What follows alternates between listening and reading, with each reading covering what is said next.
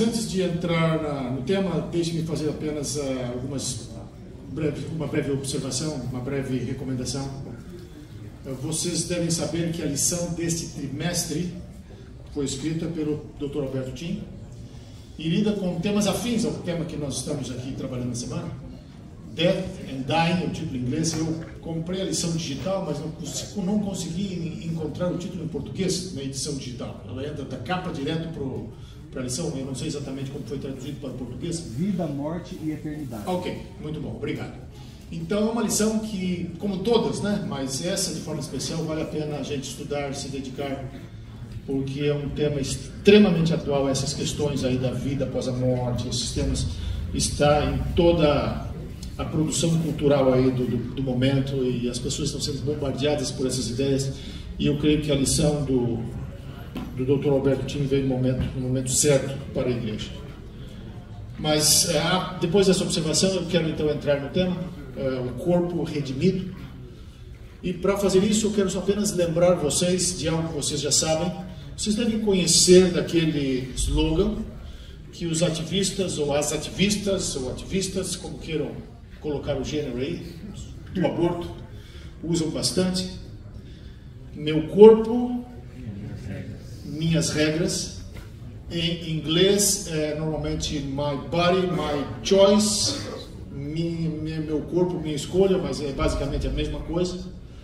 Este slogan tem sido usado muito ultimamente, especialmente nos Estados Unidos, devido à última decisão lá da Suprema Corte, cancelando ou revogando uma lei antiga lá chamada Roe v. Wade, uma lei que favorecia e estabelecia o aborto como norma, como direito em todo o país. Então a Suprema Corte cancelou essa lei, de certa maneira, abrogou a lei e voltou ao que a Constituição americana prescreve, ou seja, esse tipo de assunto deve ser decidido por cada estado. Mas isso aí criou uma confusão enorme lá, e houve protestos, e até hoje estão falando nisso, e o grande slogan daqueles que defendem o aborto é: meu corpo, minha escolha, ou meu corpo, minhas regras. Do ponto de vista bíblico cristão, não existe declaração, não existe afirmação mais absurda e mais estúpida, por duas razões. Em primeiro lugar, meu corpo não é meu corpo. Meu corpo pertence a Deus, pertence a Jesus Cristo. Em segundo lugar, não é minha escolha. Se eu estou em Cristo, a escolha é de Cristo. Ele estabelece as regras, não são as minhas regras, é dele. Que os não cristãos falem essas coisas e usem esse tipo de slogan, a gente não se surpreende. Mas o mais chocante é muitas vezes ver pessoas, dentre os nossos próprios irmãos e irmãs, participando desses movimentos e colocando esse tipo de slogan na página do Facebook, no Twitter, como se isto fosse um grande evento de libertação social pessoal. Meu corpo, minhas regras. Esta é a maior heresia ética que um cristão poderia pronunciar. Porque, do ponto de vista bíblico, nós fomos redimidos por Cristo e o nosso corpo pertence a Ele. Mas por que as pessoas estão tão encantadas com essa ideia, meu corpo, minhas regras e eu decido as coisas? Há questões filosóficas envolvidas, eu já mencionei isso antes, e eu só vou repeti-las aqui para entrar nas partes principais da minha palestra dessa manhã. Nós estamos vivendo uma reconstrução social e pessoal na sociedade contemporânea. Essa reconstrução começou há muito mais tempo, mas nós poderíamos mencionar aqui alguns nomes extremamente significativos, nomes que talvez a maioria das pessoas nunca leu, nunca vai ler, mas cuja influência está aí em tudo que a cultura produz. Um é Marx, o outro é Nietzsche, e esses indivíduos eram, junto com Freud, são chamados de os mestres da suspeita, aqueles indivíduos que vieram ao mundo com a missão, né, de acordo com eles, de desmascarar e desconstruir a sociedade. E a visão, especialmente de Nietzsche, de Marx, seguido por Nietzsche, de uma certa perspectiva, eles estão em espectros opostos da ideologia, da filosofia, mas em muitos aspectos eles também se combinam e eles se harmonizam. A ideia básica é a seguinte: tudo na sociedade pode ser reconstruído e reconstituído. Não apenas na sociedade, no corpo humano. Não existe uma ontologia antropológica, social. Aquilo que a gente vê aí, que a gente diz, não, isso é verdade, as coisas têm que ser desta forma, não são assim. Tudo está aí por construção social. E talvez por interesses de alguém que queria oprimir, então estabeleceu as leis. É basicamente essa ideia de Marx e Nietzsche, seguidos mais tarde por Freud, que daí o que Marx e Nietzsche fizeram na filosofia, Freud fez na psicologia, e essas coisas entraram aí na cultura por outros pensadores e artistas que vieram depois, e assim as pessoas pensam. Então não existe uma ontologia para o corpo. O corpo é simplesmente uma construção social, uma construção do indivíduo, e esta separação entre gênero e sexo, ela vem dessas correntes filosóficas aí. Aqueles que cantam as músicas, que propagam isso, aqueles que defendem essas ideias, aqueles que pegam slogans do aborto e vão lá fazer protesto com essas expressões aí, de fato, nunca leram Nietzsche, nem Freud, nem esse pessoal. Freud é um dos indivíduos mais falados e menos lidos. Porque as pessoas falam que Freud, mas ninguém leu Freud. Marx, mas quem leu Marx? E Nietzsche é a mesma coisa. Mas esses são os indivíduos que estabeleceram, digamos, os parâmetros da sociedade atual e cujos resultados estamos colhendo. Para colocar a cereja no bolo, chegou um indivíduo chamado Charles Darwin. Então, Charles Darwin, de uma certa forma, com a sua teoria da evolução, ele justificou tudo isso aí. Se tudo vem a partir de um processo evolutivo, se Deus está fora do quadro, então, de fato, quem sabe Nietzsche, Marx e outros também estão certos. Então, esta é a raiz, digamos assim, de muito do que nós estamos experimentando hoje, de como essas coisas ganharam a cultura. A diferença é que até algum tempo atrás, essas ideias absurdas estavam nas salas de aulas das universidades seculares. Lá os professores falavam todo tipo de besteira que queriam e todo tipo de reconstrução social que eles propunham, mas isso estava lá, ficava lá, com as mídias sociais, com todos esses desenvolvimentos que nós temos vistos aí nos últimos anos. Então essas ideias se tornaram práticas e ganharam o sangue da sociedade. E elas estão aí. Estão sendo cantadas nas músicas, estão sendo refletidas na arte, o cinema, as novelas, tudo que vocês imaginarem de produção cultural humana está de fato informada e moldada por essas ideias. Então por isso que nós chegamos no estado em que nós chegamos hoje, em que as pessoas querem reconstituir até o próprio corpo, em que a própria noção de identidade sexual hoje ela é questionada. Há um tempo atrás, estavam lá nos Estados Unidos para nomear uma juíza da Suprema Corte, e o Biden havia prometido na eleição de que ele nomearia uma minoria, uma negra, para aquela função, e uma mulher. Então, ele cumpriu a promessa, e agora ela foi ser examinada pelo Congresso, e lá no Congresso perguntaram para ela: você sabe o que é uma mulher? Sabe definir uma mulher? Ela disse: eu não posso definir uma mulher porque eu não sou bióloga. Então ela disse isso, está aí no YouTube, ela disse isso no Congresso, quando ela foi examinada. Então esta é a realidade que nós vivemos. Parece absurda, e é absurda, mas para a sociedade isto é a corrente principal do pensamento. Assim eles vivem, e este é o mundo que nós temos que enfrentar hoje, este é o mundo que nós temos que evangelizar, este é o mundo ao qual nós vamos ministrar, e essas ideias estão, de certa forma, também afetando e infectando as nossas igrejas por aí. E vocês terão a responsabilidade, quando assumirem o ministério, de ajudar a igreja, ajudar especialmente os jovens, que é o segmento da população mais afetado por isso, a entender e a não se deixar manipular por essas ideias. Porque, no fundo, nós vivemos num mundo em que as pessoas estão sendo manipuladas. Esses indivíduos nunca leram Freud, nunca leram Nietzsche, nunca leram Marx, mas estão seguindo o script desses homens aí. E nós temos a tarefa crítica de desconstruir essas pessoas.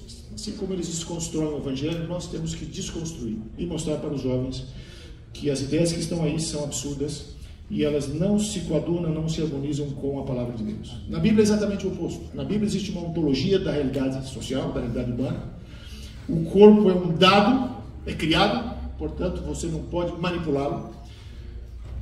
As distorções que nós encontramos se devem ao pecado, e a quebra do corpo e tudo que nós vemos hoje, elas se devem às consequências últimas e finais do pecado que culminam na morte. Então nós explicamos, essa é a nossa visão, essa é a nossa visão da realidade. Nós não avaliamos do ponto de vista sociológico, ou do ponto de vista filosófico, ou do ponto de vista fenomenológico, que é o que se faz aí nas universidades aí fora, seculares, onde se analisa o corpo dessas perspectivas, mas nós analisamos uma perspectiva teológica, a partir da Bíblia, e nós começamos com a criação. Então, a criação para nós é uma pressuposição. Nós não questionamos, não argumentamos se a criação ocorreu ou não. A partir da declaração bíblica, que é uma criação, nós construímos a nossa cosmovisão. E é isso que eu tenho procurado fazer aqui ao longo da semana. Mas agora nós vamos ver que este corpo criado, caído, quebrado, é também o corpo redimido. E nós argumentamos isso a partir de duas grandes, digamos assim, afirmações bíblicas, que são as duas divisões principais da minha fala aqui esta manhã. Primeira pressuposição, agora o primeiro argumento para isso, é a confirmação de tudo que é revelado no Antigo Testamento, na criação, no ministério de Jesus e naquilo que Jesus cumpriu na sua missão. Em outras palavras, o corpo é redimido, porque Cristo ofereceu o seu corpo por nós. Amém. Então nós precisamos começar com a cristologia, para que nós possamos ter uma antropologia correta. Então o primeiro ponto aqui agora, Cristo ofereceu o seu corpo por nós.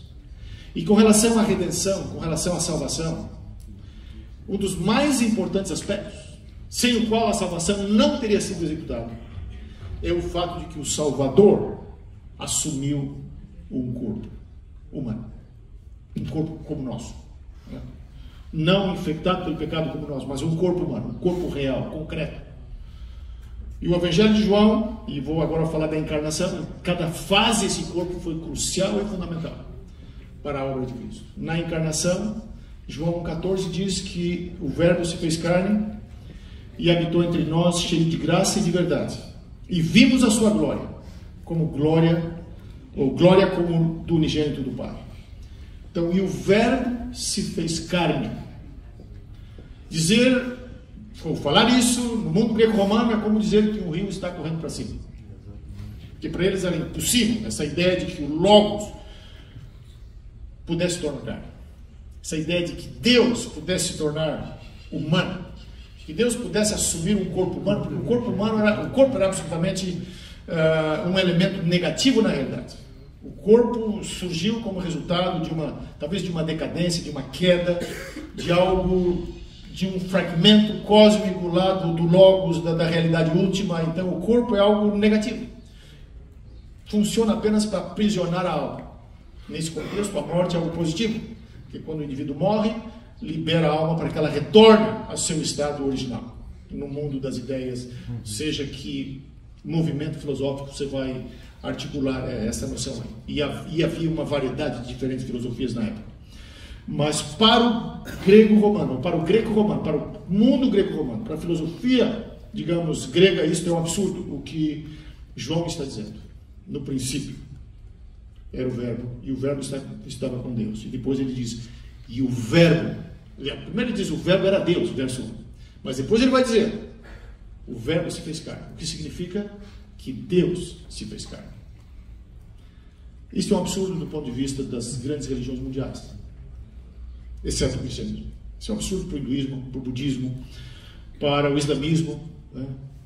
Essas religiões jamais conceberiam um Deus e jamais adorariam um Deus que de fato se fez carne e que valorizou a carne, que valorizou o corpo humano. Em algumas dessas religiões, toda a noção de salvação vem da esperança de se livrar da carne, se livrar do corpo. Em algum momento a alma transmigrar ou migrar para uma outra realidade. Mas na Bíblia, o corpo ele é essencial, extremamente valorizado. E ele começa com Deus se tornando corpo, Deus se tornando carne. E é a partir da vida de Cristo em um corpo humano, vindo do Logos em um corpo humano, é que a salvação pode ser de fato consumada. E ao mesmo tempo nós vemos também na própria vida de Jesus esta valorização do corpo. Quer dizer, muito do que Jesus fez foi curando pessoas, foi tocando o corpo das pessoas, foi se relacionando com as pessoas, foi comendo com as pessoas. Então Jesus tinha uma vida de fato completamente comprometida com a realidade temporal, entre aspas, com a realidade do corpo, com a realidade da carne. Embora perfeito, ele usufruiu das coisas básicas que nós usufruímos no nosso corpo. Se reunia com as pessoas, tocava nas pessoas, sentia, sofria. Jesus era um ser humano como nós, em muitos aspectos, exceto sem pecado. Mas o corpo de Jesus foi essencial também para que ele pudesse oferecer como sacrifício por nós e comprar o nosso corpo para ele. E aqui está o ponto-chave. Se não fosse pela cruz, o Logos não precisaria se encarnar. Ele se encarnou porque ele precisava chegar na cruz, precisava se tornar o sacrifício por nós. E uma pergunta que as pessoas fazem é: por que Jesus foi crucificado e não imolado, ou não decapitado, ou enforcado? Por que ele teria que passar pela cruz? Eu creio que a resposta, estudando o contexto da época, ela é razoavelmente simples. Jesus passou pela cruz e no plano de Deus estava já decretado, decidido que Jesus chegaria na cruz. Porque a cruz era a morte mais dolorosa e mais vergonhosa. Esse é o ponto. Se houvesse algum instrumento de execução que causasse mais dor e mais vergonha, certamente Jesus teria se submetido àquele instrumento. Mas a cruz era um instrumento da vergonha pública, a cruz era um instrumento em que o corpo do indivíduo era exposto, porque o crucificado normalmente não tinha vestimenta sobre ele. Essas figuras que a gente vê aí de Jesus crucificado com um pedaço de pano aqui, cobrindo a região pública, isso não existia. Isso é o pudor dos artistas. Provavelmente ele foi totalmente exposto na cruz, como eram os condenados. Então a ideia da cruz não era apenas aplicar o sofrimento físico, mas também desmoralizar o condenado, envergonhá-lo, expô-lo. E Jesus suportou no seu corpo a vergonha da cruz, além, obviamente, da dor excruciante. Um criminoso, imagine uma pessoa, um criminoso crucificado ali na época de Cristo, ficavam vários dias, muitas vezes na cruz, até que pela exaustão, pelo sangue, eles morriam. E a cruz era um sofrimento tão cruel que o peso do indivíduo forçava as mãos, aliás, os punhos, as mãos cravadas na cruz, e bloqueava o ar dos pulmões. Então, para que ele pudesse respirar, ele teria que fazer um esforço enorme em se levantar e se apoiar naquilo que estava causando a dor mais cruel. Assim era o sacrifício da cruz. E Jesus se submeteu a este sacrifício, entregou o seu corpo a este tipo de humilhação, para que através da sua morte substitutiva, ele pudesse reivindicar o direito ao nosso corpo.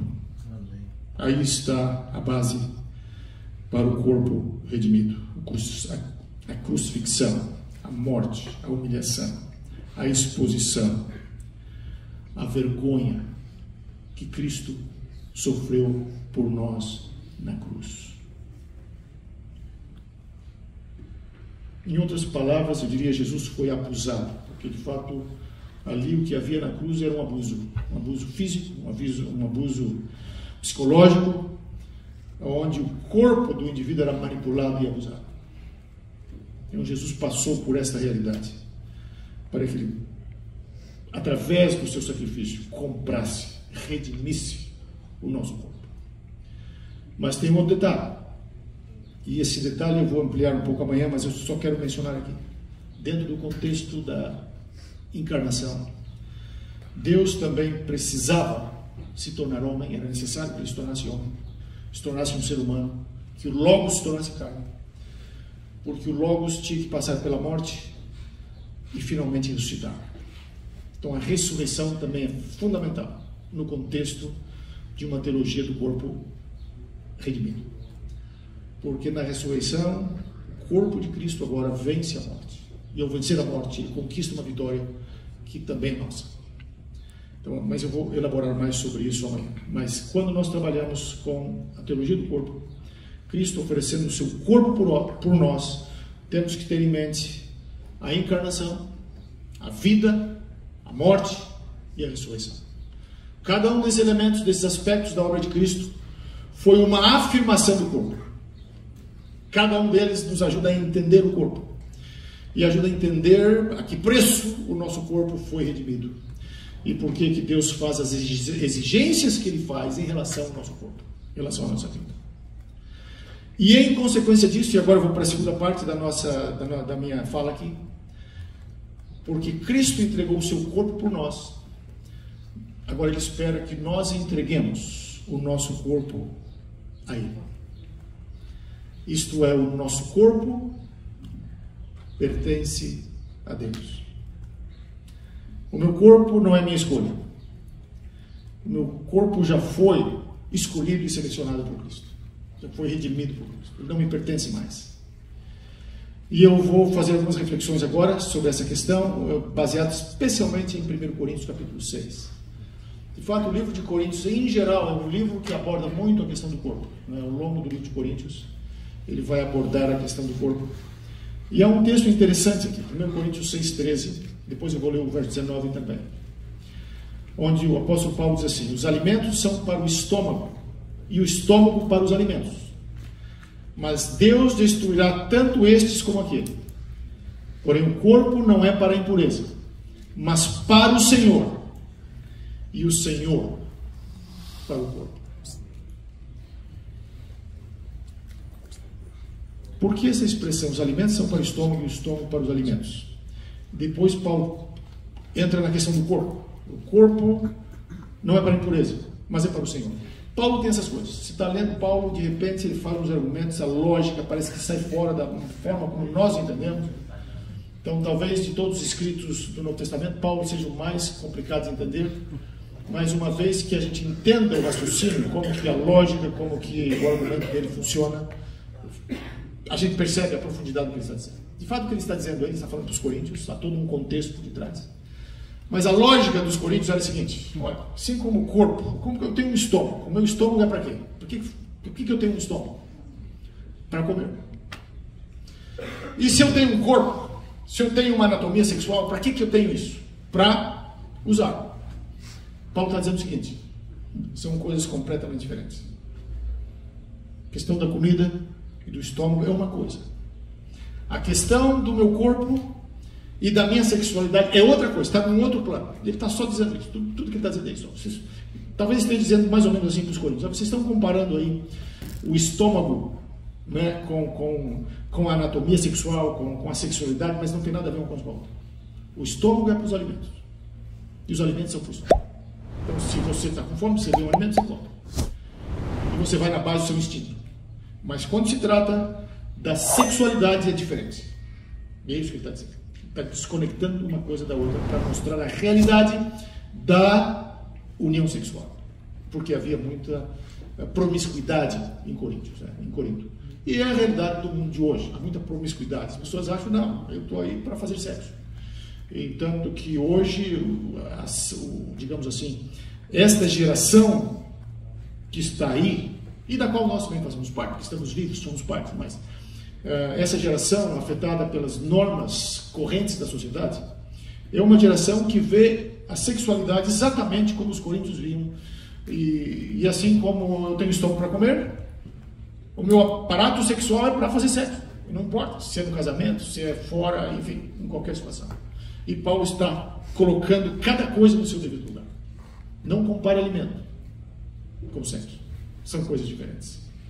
E no verso 19 ele vai dizer outra coisa muito importante: acaso não sabeis que o vosso corpo é santuário do Espírito Santo, que está em vós, o qual tendes parte de Deus, ou tendes da parte de Deus, e que não sois de vós mesmos. Então Paulo vai argumentar agora, vai mostrar que nós somos santuário de Deus. Ao contrário do mundo greco-romano que dizia, não, o santuário é apenas uma, aliás, o corpo é apenas uma prisão para a alma, né? E é algo descartável, não importa o que você faça com o corpo. Paulo vai numa direção absolutamente oposta a partir da compreensão e da revelação que receberam do Evangelho. O nosso corpo é o santuário de Deus, que Deus habita em nós, através do Espírito. E essa talvez seja a expressão de maior dignidade que se poderia atribuir ao corpo, ser o santuário de Deus. E para os israelitas, e Paulo era um israelita, e muitos dos seus, digamos, da sua audiência, talvez fossem judeus, convertidos, prosélitos, etc., e também gente do mundo greco-romano, eles certamente sabiam o que é um santuário. Normalmente os santuários, não apenas em Israel, mas também na região, havia ali o lugar santo, o lugar santíssimo, isso você vê nesses santuários, e onde está a presença de Deus. Nos santuários pagãos é a imagem do ídolo. No santuário israelita era a glória de Deus, a Shekinah que estava lá. E Paulo agora está dizendo, o corpo de vocês é santuário de Deus. Amém. Essa história aí de que o estômago é para os alimentos e agora você pode fazer qualquer coisa com o corpo, simplesmente você tem a anatomia para isso, não é verdade. Vocês são santuário de Deus. E o próximo argumento, no versículo 14, Paulo apresenta um outro argumento. Ele diz, olha, vocês têm que cuidar do corpo de vocês, porque o corpo de vocês será ressuscitado. Então, o que nós fazemos com o nosso corpo hoje tem implicações para a eternidade. Então, no tempo certo, Deus vai reconstruir, vai reconstituir, vai transformar o nosso corpo. Seja pela ressurreição, seja pela trasladação, e nós teremos um corpo glorificado. E este é o argumento que Paulo está usando aqui, um dos outros argumentos, para mostrar a importância do corpo. Outro ponto, 1 Coríntios 6, verso 15. Não sabeis que os vossos corpos são membros de Cristo? E eu, porventura, tornaria os membros de Cristo e os faria membros de meretriz? Absolutamente não. Absolutamente não. Então, nós somos membros de Cristo. Podemos interpretar de duas formas. Em primeiro lugar, nós somos parte do corpo de Cristo. Então, nós, com o nosso corpo redimido, e aquilo que nós fazemos através deste corpo, tem implicações para o corpo de Cristo, a igreja. Então, este é um aspecto que Paulo está mencionando aqui. Mas nós podemos ver também de um outro ângulo. Nós, como redimidos por Cristo, somos parte de Cristo. Nós somos, num certo sentido, uma extensão de Cristo nessa terra. Então, como que nós podemos unir nosso corpo ao corpo de uma prostituta? É o que Paulo está argumentando aqui. E o que ele está dizendo, de fato, tem profunda relevância para os tempos de Corinto, para a época em que ele estava vivendo, mas também para nós, numa cultura pornográfica na qual nós vivemos. Nós vivemos numa cultura, numa sociedade pornográfica em vários aspectos. Não apenas pela pornografia, que está livremente sendo oferecida, mas pela própria forma como a sociedade manipula, usa e apresenta o corpo, né, como objeto de desejo, como objeto sexual. Paulo está dizendo que o cristão não pode ter nada a ver com essas coisas, porque nós estamos em outro plano. Nós somos membros do corpo de Cristo, nós fomos redimidos por Cristo. E agora o verso 20, capítulo 6, verso 20. Tem duas coisas importantes que ele vai dizer aqui. Duas afirmações extremamente importantes. Na primeira parte do verso ele diz assim: porque fostes comprados por preço. E aqui Paulo evidentemente está se referindo à cruz, está referindo ao Evangelho, ao coração do Evangelho. Então nós custamos caro para Deus. A redenção do nosso corpo, a dignidade do nosso corpo deriva e é afirmada pela vergonha de Cristo, pela nudez de Cristo. Nós fomos revestidos pela dignidade, pela justiça de Cristo, porque Cristo foi despido na cruz por nós. Amém. Como alguém disse, ele se tornou o que nós não éramos, para que nós pudéssemos receber e nos tornar aquilo que nós merecíamos. Então Paulo deixa bem claro, nós fomos comprados por preço. E como consequência disso, na segunda parte diz, portanto, glorificai a Deus no vosso corpo. O nosso corpo é para glorificar a Deus, naquilo que nós fazemos, em todas as realidades as quais nós experimentamos. A nossa missão, a nossa função é glorificar a Deus no nosso corpo. Isso vale para todas as esferas da realidade, tanto para a vida real como para a vida virtual. Porque algumas pessoas pensam que não se unir a uma prostituta é somente não ir lá no prostíbulo para encontrar uma mulher. Mas hoje existe a realidade virtual, existe o sexo virtual, e o mundo virtual é o mundo real hoje. A única coisa que muda é que você vai estar usando o computador, mas o seu corpo vai estar envolvido no processo. Quando você pega um martelo, dá uma martelada e prega um prego ali na parede, você não está fazendo isso com o seu dedo, você está fazendo com um instrumento. O instrumento é um martelo. O mesmo vale para o computador. O computador é um instrumento, mas o seu corpo está envolvido. Seus olhos estão envolvidos. Há reações hormonais, corporais que vão estar envolvidas. Então não vamos usar a desculpa da realidade virtual para diminuir ou mitigar a gravidade e a realidade do pecado. E eu quero concluir agora com algumas reflexões aqui sobre Romanos capítulo 12, verso 1 e 2. Quando Paulo chega ao livro de Romanos capítulo 12, ele vai fazer agora uma aplicação prática da teoria do Evangelho. Então, capítulo 11, Paulo está falando do Evangelho, descrevendo, falando, etc. É mais teórico, é mais teológico. E ele faz isso em várias epístolas. Normalmente tem uma sessão teológica e uma sessão agora que nós chamamos parenética, uma sessão de aplicação. Ele entra na parte prática.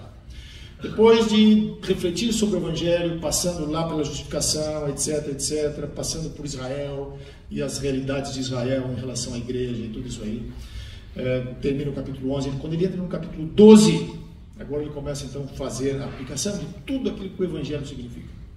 E ele vai dizer o seguinte no verso 1: Rogo-vos, pois, irmãos, pelas misericórdias de Deus, que apresenteis o vosso corpo por sacrifício vivo, santo e agradável a Deus, que é o vosso culto racional.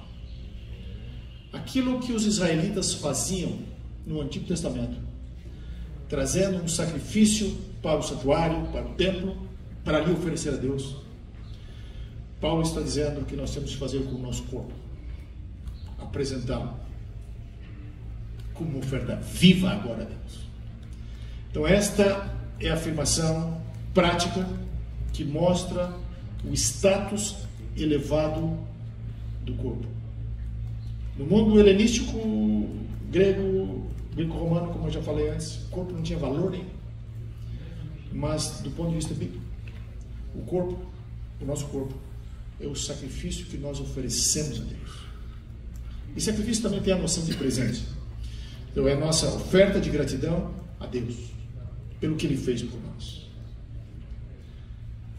E no verso 2 ele diz assim: e não vos conformeis com este século, mas transformai-vos pela renovação da vossa mente, para que experimenteis qual seja a boa, agradável e perfeita vontade de Deus. Não vos conformeis com este século. Se Paulo estivesse dizendo hoje, escrevendo hoje para nós, certamente ele diria: olha, não se deixem influenciar por todas as ideologias e teorias que estão sendo propagadas por aí, pela internet, pelo Facebook, por todo tipo de mídia social. Todas essas visões darwinistas, neomarxistas, de teorias críticas da realidade que estão sendo promovidas aí. Abandonem isso.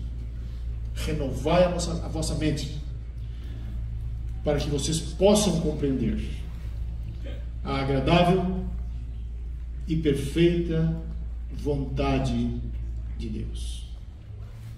E há outra passagem agora que eu quero ler, que é 2 Coríntios 4, 8 a 10. Ele diz assim, 2 Coríntios 4, 8 a 10. Eu tenho que imitar os evangelistas. A gente repete a passagem 2, 3 vezes para saber que todo mundo está na passagem. Eu às vezes fico chateado. Eu estou no sermão lá e o pastor fala uma passagem e quando eu vou abrir a Bíblia eu já esqueci do que ele falou. Que verso aí tem? Eu repito 2 vezes aí, 3 vezes para que todos saibam onde nós estamos. Porque esse texto é fundamental. Esse texto é crucial. 2 Coríntios 4, 8 a 10. Em tudo somos atribulados, porém não angustiados, perplexos, porém não desanimados, perseguidos, porém não desamparados, abatidos, porém não destruídos, levando sempre no corpo o morrer de Jesus, para que também a sua vida se manifeste em nosso corpo. Que no nosso corpo nós levamos o morrer de Jesus, para que a vida dele se manifeste no nosso corpo. Eu creio que essa passagem tem profundas implicações, especialmente no tempo que nós vivemos aí, esses tempos em que as pessoas reivindicam ter orientações sexuais em uma ou outra direção, que vão em oposição à vontade de Deus, que vão em oposição à própria anatomia delas. Então, o que Paulo está dizendo aí? Levemos no nosso corpo o morrer de Jesus. Então, se há tendências no nosso corpo que contradizem a palavra de Deus, nós somos convidados a morrer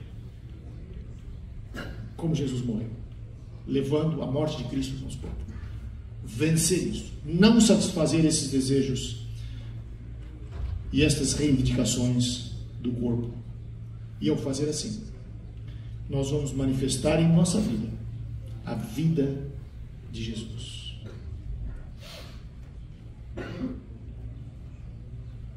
Portanto, meus queridos colegas, amigos, amigas,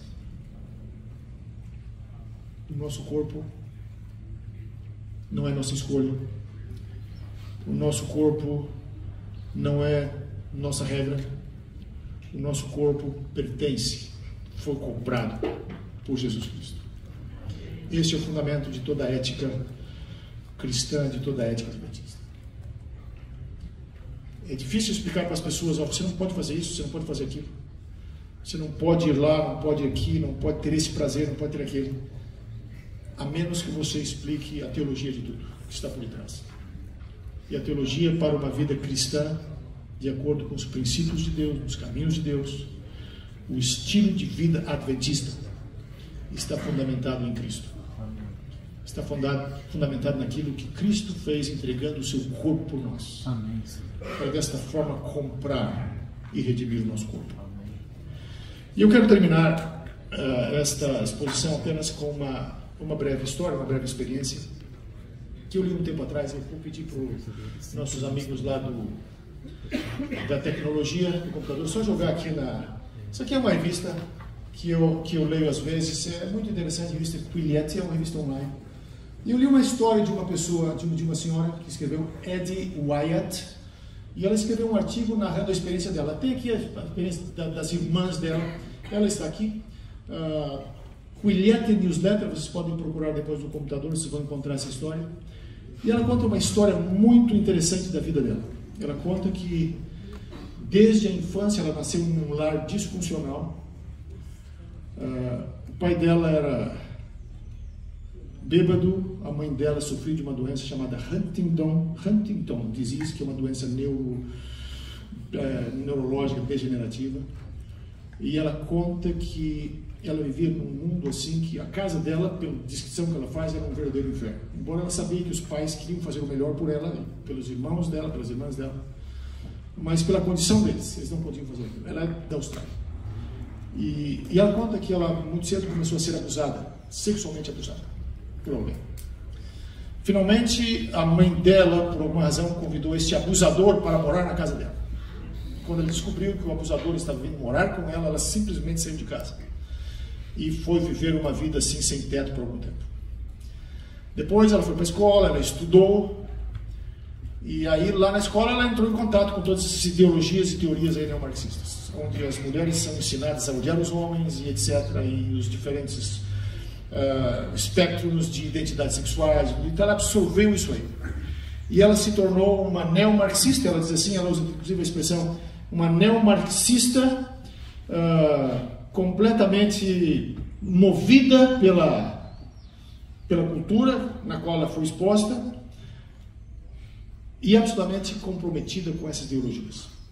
E agora eu vou ler aqui um parágrafo que ela escreveu no meio aí da história dela, e ela diz que depois de algum tempo nessa experiência, nessa vida, ela diz assim: pouco tempo depois eu entrei numa igreja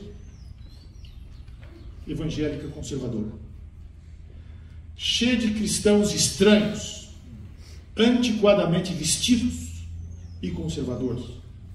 Você pode imaginar, né? Uma dessas igrejas aí, em que os irmãos vivem aquela forma ali cultural, talvez o cabelo, as irmãs não cortam o cabelo, o vestido comprido lá nos pés. Imagina esse quadro. Eu acho que é mais ou menos assim que ela está dizendo aqui. Aí ela diz assim: eu era marxista, feminista, desbocada, fumante inveterada e desesperada. Mas o amor que recebi naquele lugar e a razão pela qual defenderei os direitos de cristãos fundamentalistas até o meu último suspiro. Aquelas eram as pessoas mais amáveis que eu já conheci. Eles me amaram por princípio, e ao fazer isso salvaram a minha vida. Amém. Então nós podemos ser instrumentos de Cristo para, através do nosso corpo, transformar pessoas, se nós tivermos amor. E há muita gente por aí com sede de amor, que vão entrar na igreja de vocês em algum momento completamente desesperados, buscando ali talvez a última tábua de salvação. Talvez alguns sejam homossexuais, outros transgêneros, outros gays, outros bêbados, assim, todo tipo de gente. A pergunta é: teremos amor para dar para essas pessoas? Poderemos acolhê-las? Teremos a coragem de dizer que eles estão num caminho errado, que eles têm que mudar, que o que eles estão fazendo é pecado, mas que tem o Evangelho para salvá-los? É isso que Deus espera de nós. E eu diria, este é o Evangelho do corpo. Não do nosso corpo, mas é o Evangelho do corpo de Jesus Cristo. Amém. Que comprou e redimiu o nosso corpo. Que Deus abençoe vocês. Amém.